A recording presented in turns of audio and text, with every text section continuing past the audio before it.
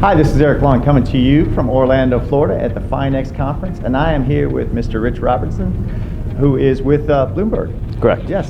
Rich, tell us a little bit about what you do and your company does. So, well, I'm in charge of strategy and engagement for open data initiatives and standards at Bloomberg. So I work with the industry, regulators, standards organizations, like the Object Management Group or ISO, ISITC, best practice organization, and represent Bloomberg on those committees, working groups, trying to create standards and open data that's available for the industry, make things better for the world, and also bring that back into Bloomberg and improve how Bloomberg delivers its products as well. Right on. So obviously Bloomberg is, as we were talking to, not a small company at all. But what would you say would be, from your aspect, what would be your company's vision for the immediate future? Well, I'm within the data section. Okay. So within the data world, looking at data within the financial industry is very varied. Sure. There's a lot of effort to create standards in financial services. Okay. One of the issues that we come across now, and one of the pet project I've been working on, is linguistics.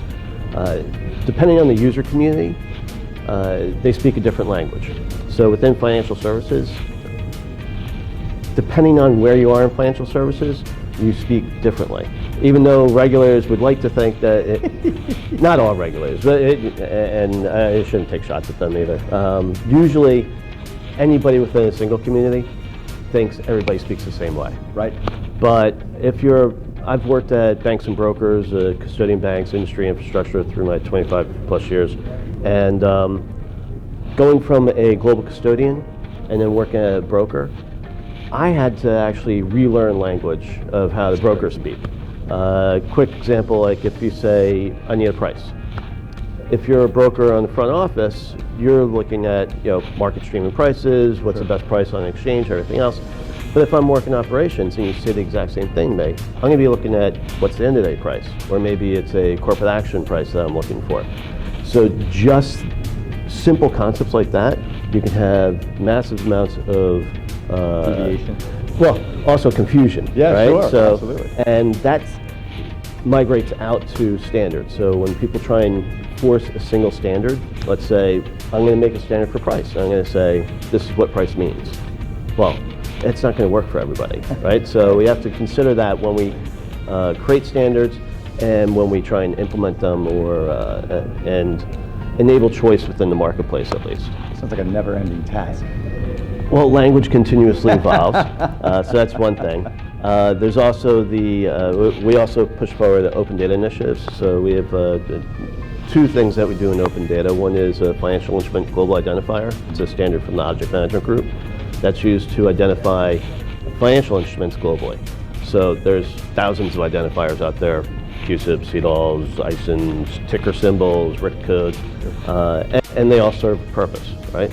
What there isn't is a framework that ties it all together, so that when you do go from one community to another, so one community is using this identifier, another community is using a different one for different purposes because they mean different things. Right. There's no way to translate in between those.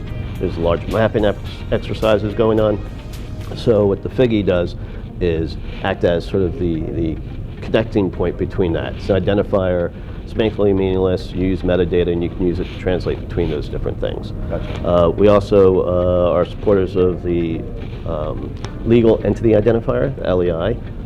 So we're a local operating unit that's accredited by the Global LEI Foundation, the GLIFE, and that is a ISO standard for identifying legal entities. Okay. What brought you to this conference, and what do you think of the FiNext conference so far? Well, FinTech is always going, right? Always.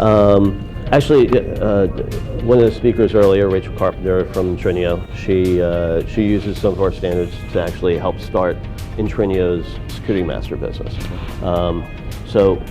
And Bloomberg deals with a lot of fintechs. We also have a app store where folks can create applications that interact with Bloomberg services and offer that to folks on the terminal. So fintech has a lot of innovation in it. And where that meets the banking industry, as we've heard all day today, there's sort of some friction there, because the established industry doesn't move fast enough. Established, right. The fintech industry is moving too fast. I don't know if those are broad categorizations. No, not but always true, right? I think the established companies are actually innovating a lot. Some of that gets held up in budget cycles and other things like that. But it's always good to bring these two different communities together and have deeper conversations. That's great. That's great. Last question for you is, how do you, or what's your message? I know Bloomberg, again, is such a large company, but from, I guess, the data aspect, what would be your message to the people out there, from your company, from yourself? I would just say continue to innovate. Okay.